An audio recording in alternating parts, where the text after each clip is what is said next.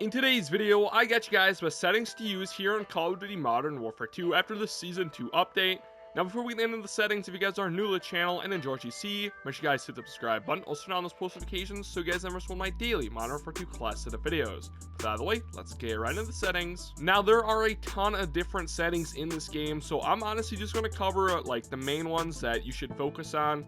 Otherwise, if I skip over it, I just think that it's useless or it's just like a default setting. Anyways, we're here in the controller tab, and I don't even know where to start on this, but my flip, I play on flip, L1 and L2, so basically I shoot with L1 and R1 instead of L2 and R2. I've switched ever since Black Ops 4, and I just prefer L1 and R1 over L2 and R2. So that means I do throw my nades and tacks with L2 and R2. Now moving on to my stick layout, this is pretty default. I have this as default. I don't know why you'd even change this. So controller orientation, I seriously don't know what that is. Controller vibration is off. I think controller vibration could mess with your aim a little bit because it does, shake pretty violently sometimes. So I turned this one off as well. I turned this one off back on Black Ops 4 as well.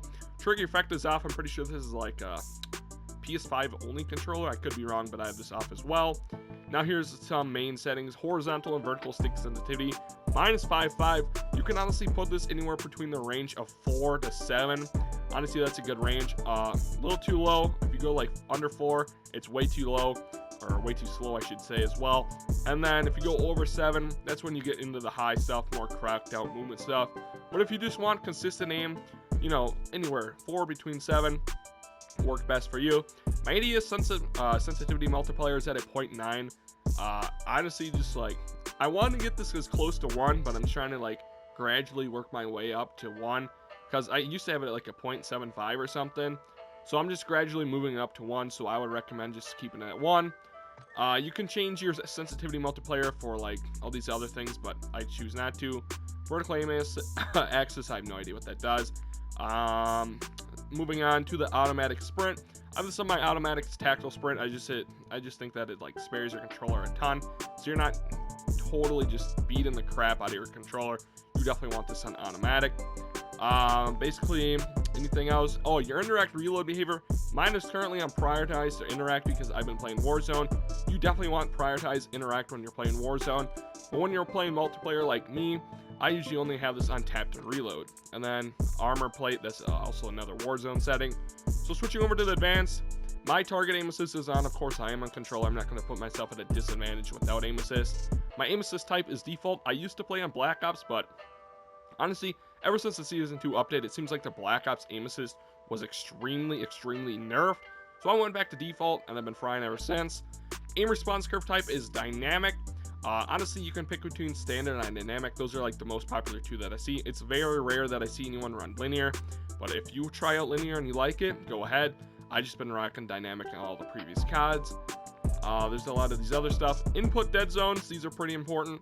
I'll show more. Basically, these are all just specific to your controller. My left stick min is at a 0.05 and my right stick's at a 0.06. Literally, I just have it set so I don't have any stick drift at all.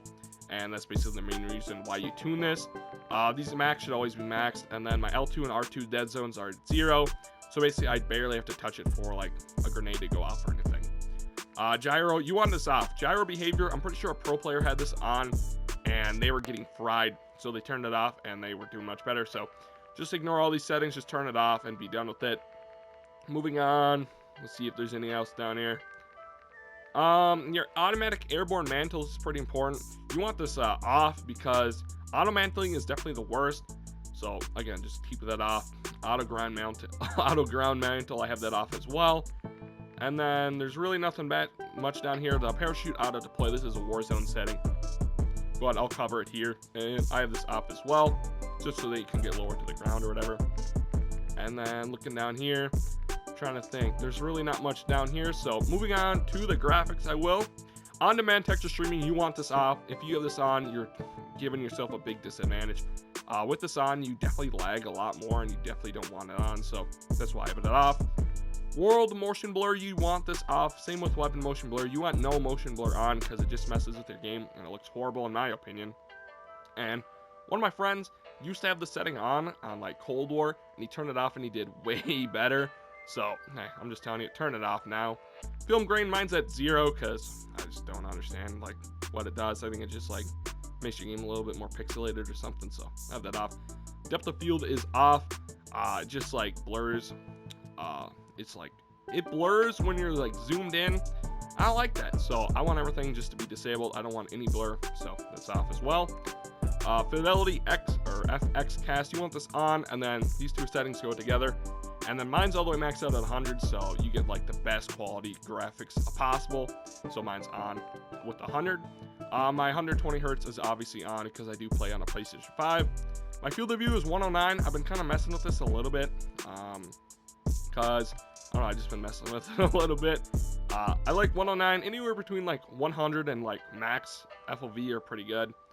My ADS of field of view unaffected. Definitely want this on.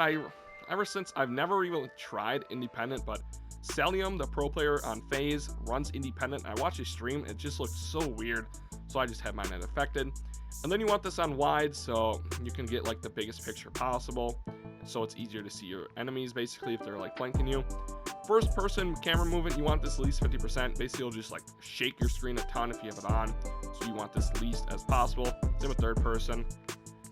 Brightness, that's all like personal preference to your monitor, so just leave that to whatever yours. Safer, that's like the same thing as well. Now for the audio, my audio mix is home theater. Now it would make sense to run the headphone, but I've literally seen no pro players rock the headphones, so I have on the home theater. Then my master volume is at 74. It's just like a decent setting. Music volume is at 0, dialogue 50, effects 50, and then voice chat volume is 30 because voice chat is pretty loud, but those really won't affect your gameplay as much. There's really not much on here for like really improving your gameplay or anything, so yeah, I guess this is another one. The hit marker sound effects, I used to play on classic, but I honestly don't even hear hit markers that much anymore, or I don't even hear that big of a difference, so it is what it is. Then your interface, there's not really much in here. I think there is something. Basically the square shows a lot more of your minimap, so you definitely want a square minimap over the round minimap. And then trying to think, I don't think there's really much else in here. You can add these little things on to show you what your ping is and your server latency and your packet loss, and as you can see, I do have my server latency and packet loss both on. So on the top left of your screen you will see your ping and your packet loss. You can also turn on your clock and then your connection meter, but I just choose not to. And then everything else, parallax effects, you want this off. I have seen like people just tell you to turn this off, and you definitely want it off because it kind of reduces the effect of a stun or a flashbang, as you can say, but I honestly don't know the big of the difference. But yeah, and then the center dot, you definitely want that on. I have seen center dot scale sizes, like I've seen people rock the largest. I think it just looks horrible, so I just left mine at default. And yeah, that's basically it. Last setting is account network and network, and we're not getting into that. But yeah, those are my settings here in Call of Duty Modern Warfare 2. So hope you guys enjoy. If you guys did enjoy, wish you guys some like button, and I'll see you guys in the next one. Peace.